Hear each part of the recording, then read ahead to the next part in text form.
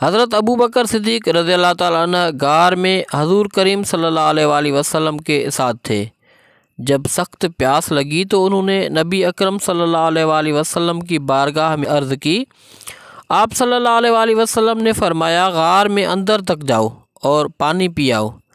حضرت ابو بکر صدیق رضی اللہ تعالیٰ عنہ فرماتے ہیں، میں اندر گیا اور دودھ سے زیادہ سفید، شہد سے زیادہ میٹھا اور مشک سے زیادہ خوشبودار پانی پی کر آیا۔ آپ صلی اللہ علیہ وآلہ وسلم نے فرمایا، پی آئے؟ عرض کیا، جی۔ حضور کریم صلی اللہ علیہ وآلہ وسلم نے فرمایا، ابو بکر تمہیں بشارت نہ دوں؟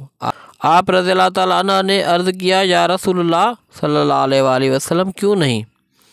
آپ صلی اللہ علیہ وآلہ وسلم نے فرمایا، اللہ تعالیٰ نے جنتی نہروں کے نگران فرشتے سے فرمایا ہے کہ جنت الفردوس سے لے کر غار ثور تک نہر بنا دو تاکہ ابو بکر سیراب ہو جائے۔ میں نے عرض کیا، کیا اللہ کے ہاں میری اتنی قدرت و منزلت ہے؟